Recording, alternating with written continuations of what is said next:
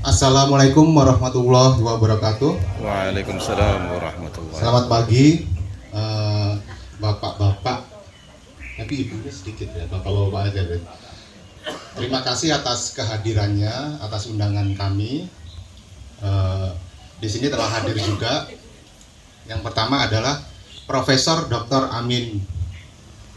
Ini Prof ini udah berkeliling senusantara, bahkan ada hubungan juga dengan luar negeri untuk yang ahli tentang struktur tanah. Jadi tanah, kalau misalkan bapak-bapak di pertanian atau perkebunan mendapati bahwa kok tanahnya nggak bisa subur, kok nggak bisa produktif, kok nggak bisa bagus hasilnya, itu nanti Prof Amin akan menjelaskan kenapanya dan bagaimana solusinya.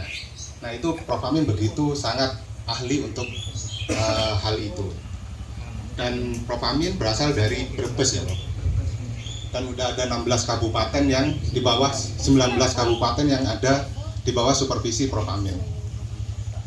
Dan Prof Amin ini menemukan penemuan yang nggak ada secara nasional maupun internasional, masih belum ada, yang menilai tentang 18 parameter yang digunakan bagaimana untuk mengetahui tanah itu strukturnya bagus atau enggak. Itu ada 18 parameter dan alatnya itu penciptanya nanti bakalan bapak-bapak bakalan tahu nanti ke depan.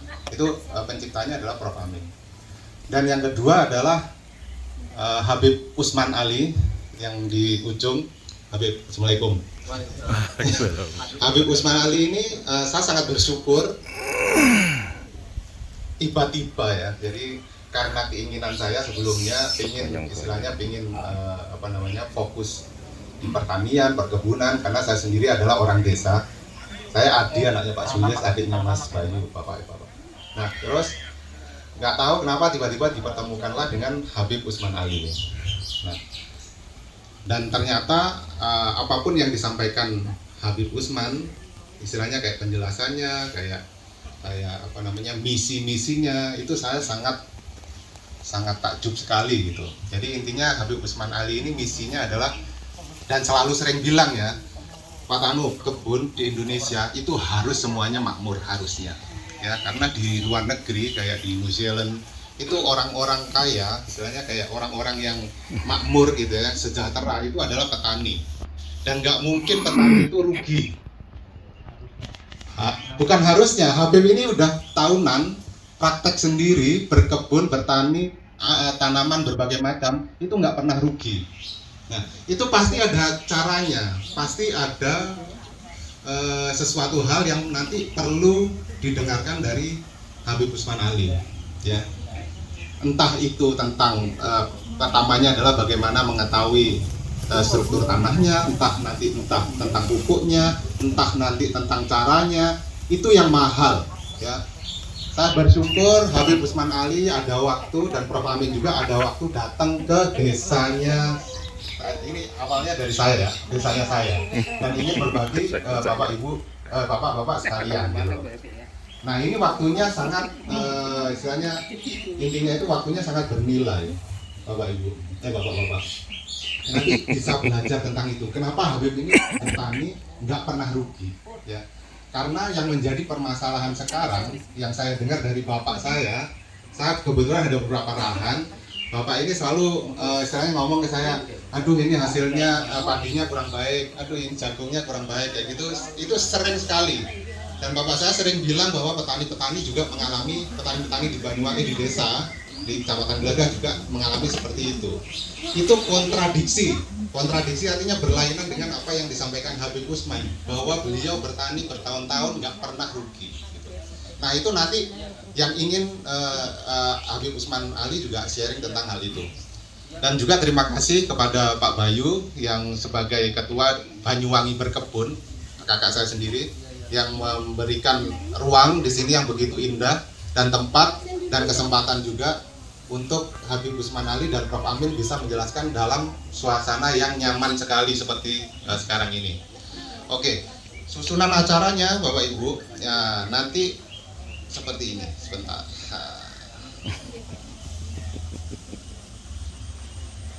Nanti misinya Habib Usman Ali tadi itu ya, peta petani harus makmur, harus kaya raya karena Indonesia ini sangat memungkinkan untuk itu. Masa kalah sama Thailand, Vietnam, mereka swasembada semua, tapi Indonesia ini kok ketinggalan dari mereka yang negara kecil. Nah itu Habib Usman Ali udah mengerti semua itu, kenapa sebabnya dan apa yang harus dilakukan. Ya, jadi pembukaan dari saya pas ini kurang dari 10 menit.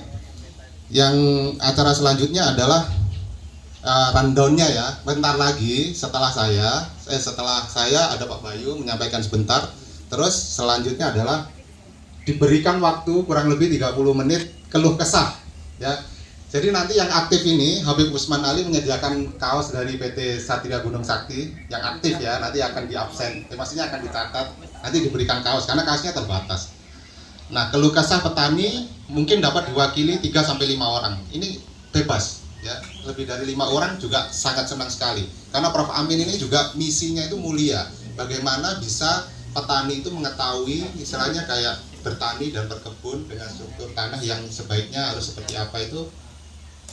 Prof Amin nanti akan tunjukkan ilmunya dan cara ngetesnya nanti ditunjukin semua. Ya, nanti setelah menyampaikan keluh kesah atau apapun yang menjadi perhatian Bapak, nanti bisa disampaikan, nanti kami akan catat, saya akan catat, dan nanti akan dijelaskan oleh Habib Usman Ali maupun Prof Amin. Ya, terus setelah itu, setelah mencatat semua, nanti kurang lebih 40 menit Prof Amin ada penjelasan pertanian tentang tanah ya dari Prof Amin. Selanjutnya adalah penjelasan tentang pengetahuan pupuk dan produktivitas hasil pertanian perkebunan oleh Habib Ali. Jadi habis dari Prof Amin, Habib Ali, terus tanya jawab. Nanti tanya jawab ini yang seru nggak apa-apa. Yang tanyakan jangan sungkan-sungkan ya, karena di sini ini tujuannya adalah untuk kita belajar. Saya kepingin secara pribadi ya, saya kepingin petani di Banyuwangi ini sukses semua seperti yang Habib Usman Ali punya gitu. Terus nanti ada kunjungan ke kebun ya, kebunnya karena dekat sini nanti langsung mengecek tanah, tanaman, sayur dan segala macam. Terus penjelasan hasil kunjungan, terus tanya jawab sesi 2 penutup dan kesimpulan. Nanti nggak usah dihafalin ini ya rundown-nya. Jadi intinya adalah entar lagi sambutan dari Pak Bayu kurang lebih 2-3 menit. Lanjut nanti ke keluh kesah ya. Jadi sampaikan aja yang menjadi permasalahan yang dirasakan bapak-bapak petani pekebun. Jadi kami mumpung ada Prof Amin di sini itu bisa menyediakan solusinya nanti. Oke, waktu saya berikan ke kakak saya, Mas Bayu. Makasih. Oke, terima kasih. Assalamualaikum warahmatullahi wabarakatuh. Waalaikumsalam. Diberi waktu 2 menit. Jadi tujuan dari ini semua adalah nanti kita sama-sama belajar Bapak Ibu sekalian. Jadi walaupun kita sudah praktek di lapangan, tapi kenyataan petani di Indonesia atau di Banyuwangi atau di Gelaga minimal itu sambat tidak pernah untung. Nah, jadi dengan adanya ini nanti kita praktek lapangan. Kebetulan di lokasi ini adalah lokasi kebun singging. Jadi memang kebun komunitas untuk Banyuwangi berkebun. Jadi kita ada komunitas se-Indonesia berkebun. Dan di sini ada beberapa varietas yang akan kita tunjukkan lahan. Yang pertama nanti kita kunjung, kebetulan Kang Ilik itu nandur jagung. Nah, jagung ini kalau bagus ya berarti alhamdulillah gitu ya. Karena kemarin padi sambat terus lah. Bikin min, bahasanya min gitu. Kenapa kok seperti itu? Alasannya ono gruyune, ono iki macam-macam lah gitu.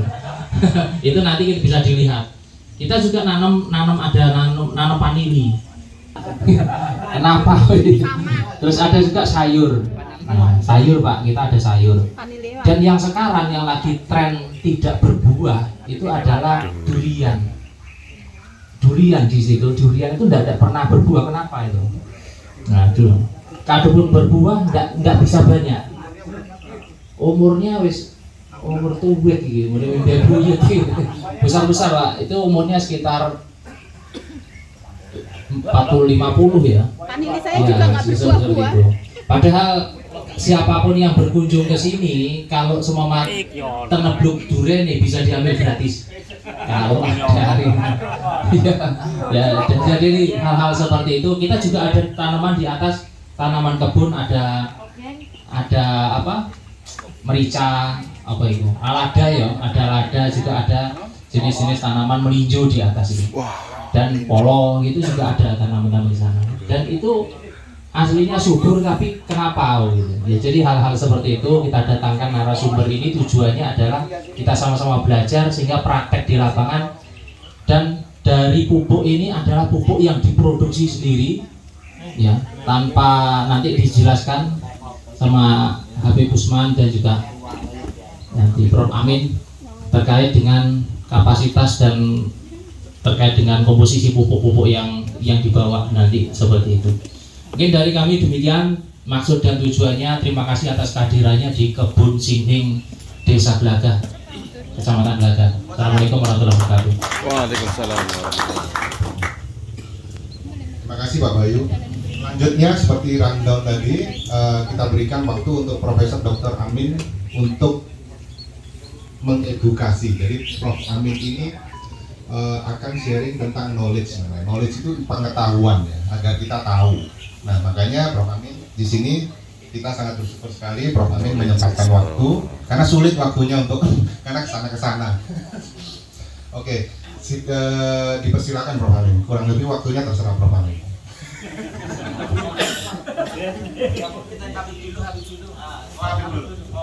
Habib dulu. Oh ya, monggo Habib. Ini kalau dari Habib ini kita harus tahu ilmunya kenapa Habib berani bilang menjamin petani itu nggak mungkin nggak untung. Nah itu nanti itu yang terngiang-ngiang saya. Petani di Indonesia harusnya sama kayak negara-negara lainnya. Yang petani di sana makmur, sentosa, kaya-kaya. Bahkan di New Zealand itu petani itu punya helikopter sendiri untuk apa? Memberikan. Nah Habib itu misinya kepingin petani Indonesia itu seperti itu, kaya raya. Itu misi yang sangat luar biasa mulia ya. Makanya Habib ini suka memberikan ilmunya ya. Jadi saya mohon bapak-bapak memfokuskan untuk penjelasan dari Habib. Terima kasih. Silakan Habib. Assalamualaikum warahmatullahi wabarakatuh. Selamat pagi Pak Ivan. Jadi Pak Ivan jauh dari Jember ini. Oh, lagi fokus sama HP. Jadi sebetulnya gini Pak ya, pupuk ini banyak macam Pak ya. Tinggal kita harus tahu bedanya apa pupuk yang beredar yang sekarang dengan produk-produk kita. Yang penting diperhatikan di pola awal Pak ya. Kalau tanah sudah subur, tanaman pasti subur. Karena apa? Banyak petani itu hanya ngikuti yang program sudah ada ya. Yang tahunya semua pakai pola yang warnanya putih. Produk-produk nitrogen Pak ya. Jadi awal nitrogen, akhir juga nitrogen. Petani nggak tahu bahwa nitrogen itu apa. Yang tahunya hanya hijau daun aja Pak ya. Yang metode kita tuh ada kesamaan, banyak bedanya Pak. Kalau pola kita itu harus dipupuk dasar dulu. Pupuk dasarnya antara unsur P, fosfat. Kalau fosfat yang umum biasanya SP36 atau granul Pak ya. Itu digunakan hanya untuk sedikit aja, dianggap mikro. Nah ini kesalahan besar Pak. Harusnya itu yang diaplikasikan waktu pengolahan tanah awal itu hanya unsur P di awal. Dosisnya kurang lebih antara 200 sampai 300 kilo di pupuk dasar Pak. Nah kalau tanah energi netral, karena apa? Tanaman itu kalau pH-nya itu di bawah 6, mau pakai pupuk harga 1 juta gak bakal subur Pak. Kalau pH sudah netral, ketersediaan nutrisi makro mikronya sudah pas, tanaman pasti subur. Baru kita kalau mau injek dengan pola nitrogen itu paling enggak 15 sampai 12 hari setelah tanam. Khususnya padi Pak ya. Hampir mirip dengan jagung. Tinggal dosisnya aja. Makanya saya bawa Profesor Amin ini kan ahli nutrisi tanah Pak ya. Kita lihat tester tanah dulu, ini kekurangan apa. Yang pertama pasti airnya dulu diperhatikan. Yang kedua kita uji analis bahwa kekritisan tanah ini seperti apa. Karena kan akumulatif pemakaian kimia yang terlalu besar ini mempengaruhi dosis kita juga. Jadi semakin banyak kimia dengan pengolah nitrogen atau amonium sulfat atau ZA, ini kita pulihkan dulu dulu Pak. Kalau tanah sudah pulih, maka saya bilang pasti, karena meskipun kita produsen pupuk juga kami pelaku perkebunan. Makanya saya nggak pernah rugi karena kami juga produksi pupuk gitu loh Pak. Kami perhatikan dari mulai vegetatif dan generatif. Karena umumnya kita kan nggak kenal itu Pak. Umumnya kita hanya sekedar yang penting kalau tanaman hijau udah pasti subur. Padahal kan yang kita cari bukan hijau daunnya Pak. Kita cari hanya hasil akhirnya. Berapa sih per hektar kalau tanaman padi, berapa sih per hektar untuk tanaman jagung, atau berapa untuk perkebunan. Di sini nggak ada perkebunan Pak ya. Semua pertanian ya. Jadi kita fokus di pertanian aja Pak. Jadi intinya kita nanti langsung ke lapangan, nanti dibantu dengan Profesor Amin. Ini kan sifatnya netral Pak ya. Ini bantu petani, gak ada tendensi dengan kita. Jadi betul-betul profesional. Jadi kita lihat di lapangan bahwa di sekitar Banyuwangi dimulai dengan arealnya Pak Bayu sama Pak Tano. Ya alhamdulillah kita dikasih tempat sebagai pembakarsa ini. Kita jelasin dari awal dulu bagaimana cara pengolahan tanah yang benar. Kalau tester sudah pas, baru kita mulai di aplikasi. Itu nanti bakal muncul Pak. Di tanah ini unsur nitrogennya berapa, residunya berapa, baru kita bicara dengan komposisi dengan produk-produk kita. Nah kalau 3T kita pegang Pak, tepat cara, tepat aplikasi, tepat dosis, gak mungkin rugi tuh Pak. Jadi meskipun harganya rendah, ditopang dengan hasil produktivitas yang tinggi, kan gak pernah rugi tuh Pak. Umpamanya padi harga turun sedikit ya, tapi kalau ditopang dengan produktivitas tinggi, kan gak bakal rugi Pak. Mohon maaf Pak, ini agak sedikit terlalu banyak rokok, ini agak sesak sedikit. Ini kan salah satu contoh dengan kimia Pak ya. Ini kan nggak ada, ini baru muncul aja produk rokok organik ya. Ya mungkin saya mengarah ke organik nanti ya. Jadi salah satu faktor itu Pak ya. Jadi pertama kita harus lihat dulu di tanahnya. Pertama kita tester airnya juga. Yang kedua analis bakal keluar Pak. Ternyata tanah ini sangat tinggi, pertama pH umpamanya. Yang kedua residunya. Nah kita urai dengan pemakaian rock fosfat di awal dengan dosis sesuai dengan kekurangan di tanah berapa. Nanti ada program susulan Pak, karena kita utamakan di perbaikan tanah dulu. Nanti setelah tanam di usia kurang lebih 20-25 hari baru pemakaian produk susulan. Ya kemungkinan 3 kali aplikasi. Pertama di pupuk dasar, yang kedua di masa vegetatif awal usia 15 hari. Yang paling penting nanti di hasil akhir Pak. Itu paling nggak 42 hari di masa generatif, itu untuk hanya buah aja. Jadi ada jenjang-jenjangnya Pak, nggak semua polanya sama. Yang penting di sini harus di pupuk dasar dulu Pak. Kalau pupuk dasar tanah sudah netral, pH sudah netral, sudah subur, pasti tanaman subur Pak. Di sini bukan bicara insya Allah Pak ya. Maksud saya itu kalau tanah ini kan itu matematis Pak. Kalau tanah ini sudah kita pola dengan betul, pasti tanaman subur. Asalkan mengikuti anjuran kita, karena kebanyakan petani minta maaf Pak, kadang-kadang antara kita penyuluh pemberi produk itu lebih pintar petani Pak, karena biasanya mereka ngikuti dengan program-program yang sudah jalan. Pokoknya Pak kalau saya nggak kenal urea nggak bakal mau gitu ya. Padahal unsur nitrogen itu hanya bantu Pak, bantu hijau daun di awal vegetatif. Jangan digunakan unsur urea ini di tengah-tengah. Pasti Pak, satu pertama batangnya gampang lembek.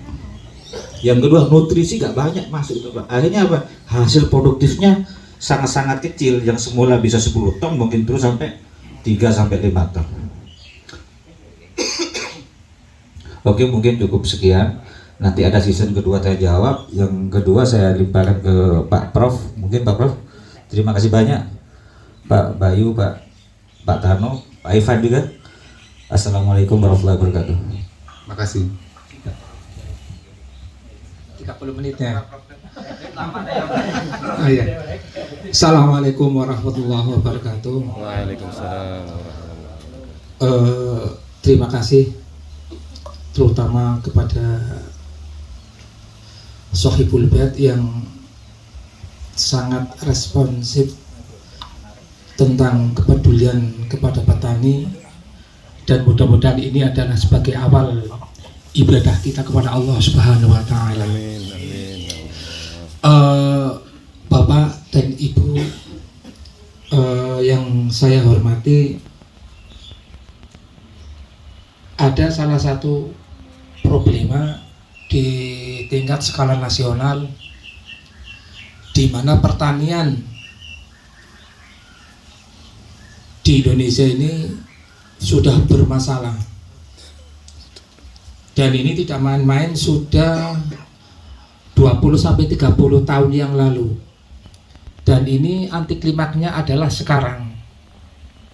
Sehingga penghasilan para petani itu tidak baik, break even point. Ketika akan menghasilkan banyak, maka pupuknya harus banyak. Padahal di dalam pertanian itu tidak seperti itu, harus sebaliknya. Dan alhamdulillah kami di Jawa Tengah itu sudah 313 titiknya di 19 kabupaten. Alhamdulillah sudah 2 tahun ini mengalami kenaikan yang subhanallah, yang signifikan. Itu yang pertama. Terus yang kedua, emisi global ini sangat berpengaruh terhadap pengurangan ozon, dan ternyata diakibatkan dengan pertanian yang kandungan kimianya sangat besar ya, sangat besar. Oleh karenanya alhamdulillah kami mempunyai alat parameter. Jadi parameter ini jujur namanya hatometer. Ini hatometer ini belum saya publish, dan ini insya Allah akan meng-hire 18 parameter. Jadi nanti biasanya kan kalau di dinas-dinas itu hanya kesuburan sama pH ya, tapi kami alhamdulillah bisa 18 parameter, sehingga dengan menggunakan 18 parameter ini insya Allah artinya kita mampu apa yang diharapkan oleh alam, apa yang diharapkan oleh tanah itu sendiri.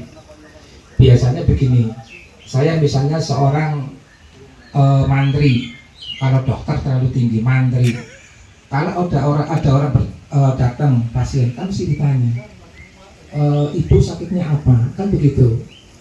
Misalnya sakitnya panas, pasti dokter Pak Mantri nih dikasih paracetamol dengan menggunakan dosis 250 mg dulu. Nanti kalau misalnya sudah dalam waktu 3 hari atau 4 hari masih ada keluhan, berarti nanti dosisnya dinaikkan. Ini sama bapak-bapak, ibu-ibu. Tetapi yang kita hadapi adalah tanah yang tidak bisa ngomong, tidak bisa berbicara. Sehingga, ya ini mohon maaf, sehingga petani itu dijadikan objek benar. Obatnya wah serawut, dan sementara tanahnya nangis, saya tidak mau obat itu, saya tidak mau obat ini, tetapi kan nggak bisa bicara. Nah ini permasalahannya di situ. Makanya alhamdulillah kami punya knowledge ya, yang insya Allah ini sudah 313 titik, subhanallah, luar biasa. Masya Allah, alhamdulillah ya Allah. Nah ini nanti saya biasanya mohon maaf kalau di Cilacap, di Gerobogan dan sebagainya itu paling tidak 3 hari ya, 3 hari praktek, mencatat, besoknya praktek. Tapi kalau di sini jujur dikasih waktu 30 menit, makanya saya bingung ini mau dicatat mau apa ini yang modern. Padahal apa, kita itu nawa itunya adalah dandani tanah. Bagaimana mungkin mau dandani tanah dikasih waktu 30 menit. Ini intermezzo ya. Ya ini hanya sebagai gambaran, dan alhamdulillah kami kemarin pulang dari Bali 4 hari, kebetulan di sana ada progres juga, dan insya Allah nanti setelah selesai, padahal belum selesai, terus diundang sama Habib, ayo ke Banyuwangi dulu. Alhamdulillah saya mau, dan ini mau diajak lagi kemana Habib? Ke Wonosobo. Ya tidak apa-apa lah, demi petani insya Allah kami akan membantu, dan kami ikhlas karena apa? Saya alhamdulillah diberi ilmu seperti ini dari Allah Subhanahu Wa Taala, dan saya punya kewajiban untuk mengedukasi kepada panjenengan di sini adalah petani garda terdepan untuk keselamatan bangsa. Betul. Kalau tidak mandiri, waduh, kalau kita ketergantungan susah, Wak. Tapi kalau kita betul-betul mandiri, kita betul-betul minimal mengetahui knowledge-nya, insya Allah akan membantu walaupun hanya persentasenya sedikit. Nah, oleh karenanya saya tidak akan ngomong panjang lebar karena nanti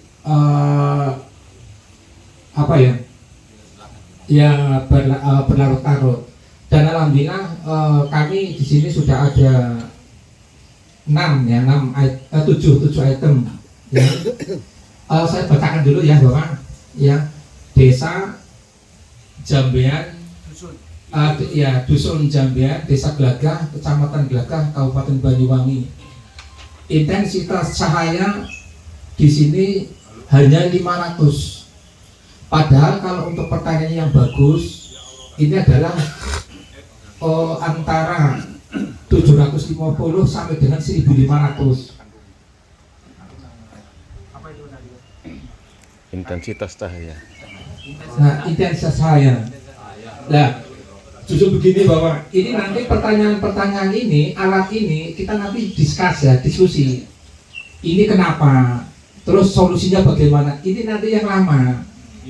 Jujur aja ini, ya mohon maaf, apalagi yang 18 parameter. Ini kadang-kadang satu parameter aja kadang-kadang diskusinya nggak selesai. Kenapa? Ini benar-benar ujian dan memang mohon maaf para petani harus tahu. Oh ternyata seperti ini, oh ternyata seperti itu, dan ini real bisa dipertanggungjawabkan secara ilmiah karena alatnya ada, bukan ilmu perkayongan, bukan ilmu wah kira-kira wah seperti ini, nggak bisa ini. Terus titik koordinatnya di 8 derajat 133 lintang selatan dan 114 bujur timur, 38 bujur timur. Terus, nah ini kelembaban udaranya di sini sudah 95%, artinya sudah sangat lembab. Idealnya adalah di angka 50 sampai 75. Nah ini bagaimana dan kenapa? Nah nanti kita didiskusikan sebabnya apa. Terus cara menanggulanginya bagaimana? Nanti kita diskusikan. Ya jadi mohon maaf jangan tegang dulu. Jangan tegang dulu. Terus kalau ketinggian di sini lawyernya sampai gasnya antara 196 dan 212. Nah, terus kalau ketinggiannya sudah diketahui, ini yang paling bagus ditanamani tanaman apa? Ini juga nanti ada ilmunya. Jadi tidak asal jeblok udah bisa. Nah ini ya ketinggian. Terus logam beratnya. Nah logam beratnya di sini 43, cukup tinggi. Idealnya adalah di 37 sampai 38. Logam berat itu apa? Dan cara penanggulangannya bagaimana? Terus kejernihan udaranya di sini sangat bagus, Pak. Di sini good. Antara 10 sampai 30 itu good. Ada kota-kota tertentu yang saya pada waktu itu di pedesaan. Setelah saya input tentang APL-nya itu di level 300 dan itu berbahaya. Setelah saya ngobrol dengan perangkat desa, dengan kepala desa, sama kepala dinas, dan ternyata ada salah satu pabrik yang menghasilkan polutan yang luar biasa. Saya melaporkan, setelah melaporkan, alhamdulillah direspon oleh perusahaan. Nah terus dari perusahaan bilang, Bapak dasarnya apa ini, Pak? Alat saya ini adalah sudah EC, Eropa sertifikat. Lihat nanti di Google tentang jurnal ini. Beliau tidak bisa menjawab. Saya hanya ini aja Pak. Saya minta supaya polutannya supaya dikurangi. Zero air, syukur-syukur bisa zero, tapi tidak mungkin. Dan setelah saya bawa alat ke sana luar biasa. Ternyata yang namanya kalau bahasa Jawa itu pupus, kalau bahasa ini pabrik itu namanya polutan ya. Ini memang tidak berat sama, tetapi ketika ini berjalan terus menerus ini akan menjadi berdampak buruk kepada terutama anak-anak, sehingga nanti timbul stunting karena luka beratnya yang mengandung polutannya yang luar biasa. Tapi alhamdulillah di sini good, antara 10 sampai 30. Iya bagus. Jadi untuk pertanian ke depan insya Allah tidak ada masalah. Terus suhunya di sini cukup bagus, di angka 25 derajat Celcius. Nah, sedangkan nanti yang parameter selanjutnya adalah kita nanti cek langsung di lokasi. Nanti setelah dicek lokasi kesuburannya berapa, baru nanti kita perlihatkan angkanya. Setelah kita perlihatkan angkanya, nanti bisa diskusi. Saya kira seperti itu. Nah ini sebelum tes ke sawah, apakah kita diskusi dulu atau diskusi dulu? Yang mendengarkan dari mereka. Oke, ya. Terima kasih. Akhirul kalam. Assalamualaikum warahmatullahi wabarakatuh. Kita mau nonton itu dulu, apa di Islam jelek atau bagaimana? Cukup itu saja. Langsung.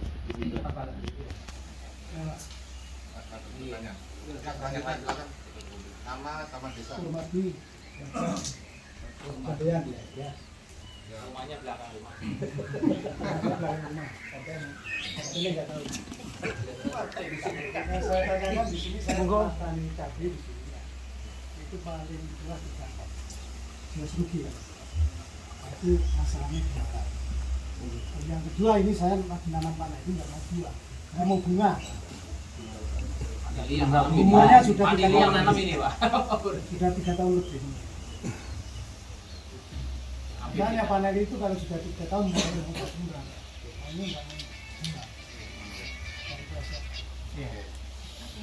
Dibuka 3 pertanyaan, satu lagi dulu. Nanti. Pak. Siapa? Itu dulu yang angkat dulu. Assalamualaikum warahmatullahi wabarakatuh. Perkenalkan nama saya Iwan dari Abu Jambi. Kebetulan saya adalah harapan wilayah Cirebon. Kebetulan komoditi yang saya tanam padi.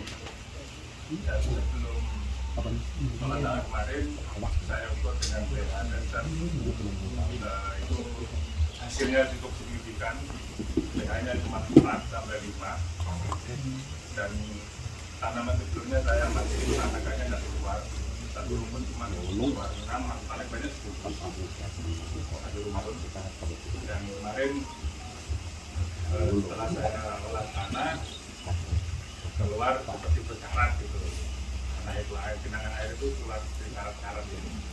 Nah, Garamnya aplikasi tinggi. yang kita jalankan kemarin, lahan tersebut saya tabur belum sebanyak 2,5 ton olah tanah. Terus dari pengalaman yang saya lakukan di wilayah dataran rendah, saat ini usianya 30 hari. Tanggal 2 kemarin usia tanaman 30 hari.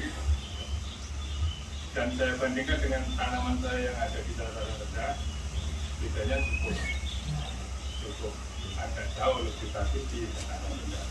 Karena apakah itu pengaruhnya dari pH tanah yang turun tadi atau karena apa? Karena baru sekali ini saya adalah garapan di Jelun. Jelun itu Targetnya mungkin 400-500. tanaman padi. 400 sih. Nah, kebetulan kemarin saya antisipasi pakai orang tanam transplanter ya. Jadi populasi yang agak sedikit lebih banyak, terus jarak tanamnya lebih renggang. Nah, karena di situ saya coba juga kita tanaman di dataran tinggi, profitasnya seperti apa. Dan memang konsep awal saya pembenahan tanah itu saya lakukan. Mumpung ada kegiatan ini dan ada buku ini, ya barangkali bisa dikolaborasikan nanti. Harapannya petani sekitar bisa melihat, oh ternyata buktinya seperti ini. Biar produktivitas kita Ya. Jadi yang dijawab pertanyaan terakhir dulu, Prof, yang panjang. biar masih ingat. Oh, dari awal nggak apa-apa ya. Dari Pak Cipto Gendong tadi pertanyaannya tanah subur itu pengertiannya bagaimana? Nah, beliau tanamannya apa? Tanamannya padi sama sabrang berganti-ganti gitu. Umbi ya. Iya. Terima kasih. Pertanyaan tadi yang pertama adalah tanah yang subur itu bagaimana dan kayak apa ya? Ya. Sekarang saya mau balik nanya. Itu jumlah luasannya berapa, Mas?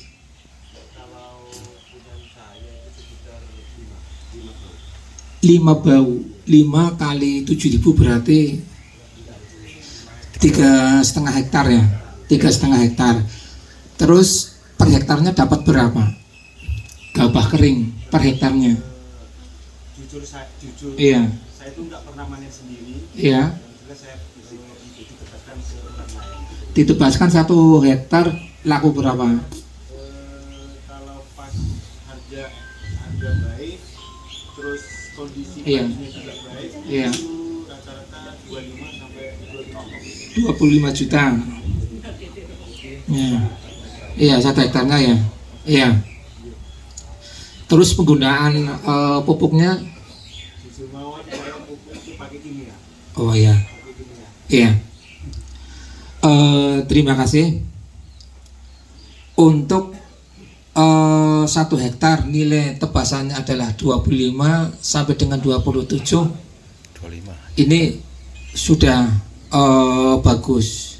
Cuman kalau kita terus menerus dengan menggunakan kimia, tanah itu semakin ke sana akan semakin kurang produktivitasnya, sehingga otomatis kalau kurang produktivitasnya berarti kimianya kan harus bertambah.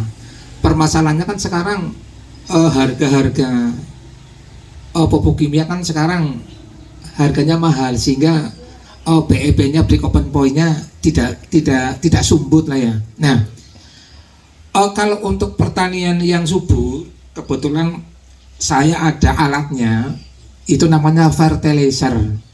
Ya, fertilizer itu adalah alat untuk mendeteksi tingkat kesuburan. Nah, tapi dengan sistem nanti 5 cm kayak apa? Di sana ada low, ideal atau high. Terus nanti kedalaman 10 cm. Nanti akan menunjukkan angka lagi, low, ideal, high. Terus nanti yang terakhir 15 sampai 20. Nah, jenengan kalau misalnya sudah jadi yang ngomong bukan jenengan tapi alat ini. Oh, berarti alat ini tidak subur atau low. Oh, alat ini misalnya dalam kedalaman 10 cm ideal, berarti bagus. Nah, jadi sekarang ada alat parameter yang bisa menentukan subur dan tidaknya ada. Iya. Ya, kebetulan saya alatnya bawa. Nanti kalau HT-meter belum saya publish. Ya, ini baru dulu ya, baru per item. Ya, nanti kita praktek bersama di lokasi yang terdekat. Nanti setelah saya analisis, nanti di situ rame, banyak pertanyaan. Ya, udah cukup ya. Terus gini tuh. Iya. Apa tanaman itu diselang-seling? Habis padi kita atau bagaimana? Atau Ya. Idealnya kalau nenek moyang kita, kenapa nenek moyang kita dulu antipati terhadap kimia? Karena pola pertanian dulu itu setelah tanam padi, tanam yang mengandung rhizobium akarnya yaitu jagung dan kacang, sehingga dulu itu tidak perlu pakai pupuk. Ya, dulu waktu saya kecil saya masih ingat sekali, penggunaan pupuk kimia hukumnya wajib. Nah, dan ternyata saya sadar setelah saya menggunakan itu, dari tahun ke tahun mengalami penurunan penurunan hasil, sehingga wah, ini break even point-nya sangat tidak memungkinkan, sehingga kita ketergantungan kepada kimia itu. Jadi kalau misalnya nanti pola penanamannya adalah jagung. Nah, kenapa jagung? Itu rhizobiumnya luar biasa. Rhizobium mampu memecah tanah yang tadinya sudah terkena bahan-bahan kimia. Dan tentunya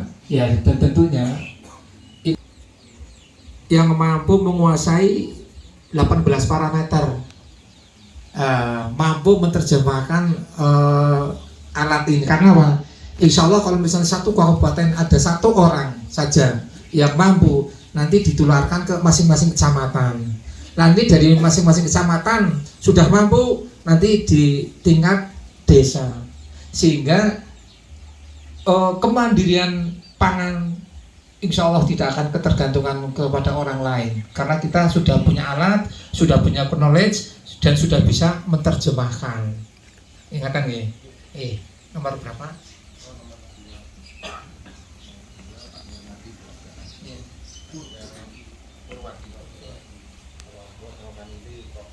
Oh iya, tadi sudah saya ya, di sini karena kelajuan udaranya yang sangat lambat, yang namanya vanili itu kan perkawinannya adalah perkawinan alami, yang dia harus butuh angin. Angin inilah yang nantinya akan menciptakan perkawinan alami. Tetapi kalau digejas ke saya gitu, sinar ngawini sopo ya, Pak lebihnya mau kulan umur bingung ini pintunya mana ini ya. Belum berbunga, Pak.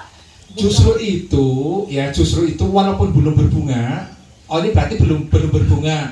Nah, berarti kalau misalnya belum berbunga, ini ada pupuk majemuk. Nah, nanti akan dibahas oleh Habib. Jadi intinya kalau misalnya belum bisa berbunga, berarti dia hanya nitrogennya saja. Sedangkan unsur fosfat, kalium, kalsiumnya ini belum masuk. Kalau saya menjelaskan nanti saya dikira korupsi. Ya. Korupsi. Tapi bagus. Jauh nggak Pak lokasinya? Oke, nanti kita cek ya pakai parameter.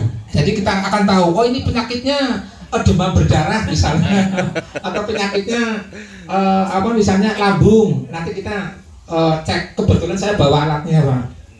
Terima kasih. Yang terakhir Pak Irwan, Rogo Jampi, Ardi, pH-nya 4-5. Ya. Terima kasih. Idealnya kalau untuk padi itu MDPL-nya di bawah 300, karena dia harus membutuhkan intensitas cahaya yang maksimal paling tidak 8 jam. Kenapa? Yang namanya padi itu adalah bagaimana dia akan mendapatkan biji-biji yang maksimal. Ya, istilah orang itu dia memasak gasnya tiri ini sama dengan fotosintesis, sama dengan sinar. Makanya semakin banyak sinar yang nampak, itu justru akan semakin bagus.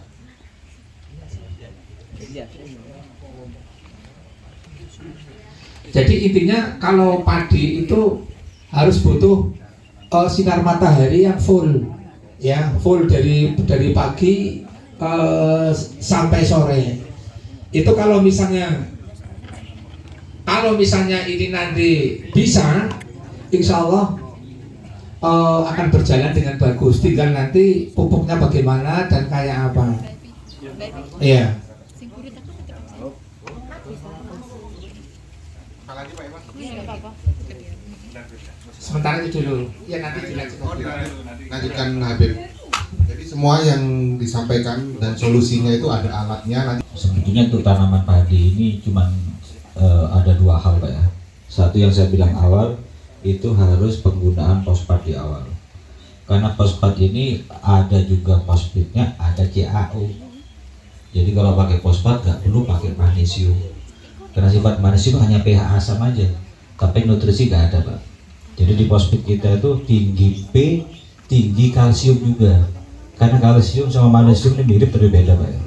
Untuk pH asam yang lebih cepat naik dari angka 4 sampai di angka 6, itu wajib pakai fosfat. Dan tanam padi itu tidak boleh pakai alat yang dalamnya lebih dari 2 cm, Pak. Karena untuk akar padi ini kan akar serabut ya. Kalau tanam terlalu dalam itu menimbulkan anakan itu lama, karena akarnya berkembangnya lama tuh, Pak. Itu nunggu longsornya tanah dulu baru berkembang. Karena padi ini beda, beranak dulu baru bunting gitu, Pak. Jadi kalau pertama akar sudah banyak, anakan banyak, tanaman pasti subur tuh, Pak. Hanya itu ya Pak padi, Pak. Pertama metodenya kita harus pakai fosfat dasar di awal dengan dosis anjuran kita. Saya usahakan mungkin dalam waktu dekat kita survei tempat jenengan, kita tester juga. Selain kita jual pupuk, kita juga harus menjelaskan dari bagaimana pengolahan tanah yang benar, Pak. Jadi kita juga ajarkan petani untuk bercocok tanam dengan pola pemakaian fosfat di awal. Nanti ada masa vegetatif, regeneratif. Ya itu aja kalau untuk Anda. Di sementara ilmu kita hanya untuk pemakaian fosfat tanpa magnesium. Memang dulu ini fungsinya untuk pH asam aja. Tapi untuk ngikat di situ kan lama, Pak ya. Beda dengan CaO dengan kalsium. Jadi magnesium itu mungkin kandungan MgO-nya 18%, tapi Ca-nya kecil, mungkin 6%. Kalau kalsium terbalik, CaO-nya di atas 25% bahkan 30%, Mg-nya kecil. Jadi itu mirip, hampir senyawa tapi beda. Lebih cenderung itu memakai CaO. Tapi karena kita fosfatnya kandungan kalsium juga tinggi, jadi nggak perlu pemakaian kalsium atau dolomit di awal. Jadi sudah netral di situ. Jadi itu paling nggak ya, dari pengolahan awal itu ke tanam paling 15 hari, Pak. Jadi awal waktu pembajaran terakhir sebelum bibit itu fosfat dulu. Setelah mungkin 7 hari baru bibit. Nah, bibit kalau sudah usia tanam 15 sampai 20 hari baru kita injek. Kalau mau lebih cepat klorofilnya N hanya 40 sampai 50 kilo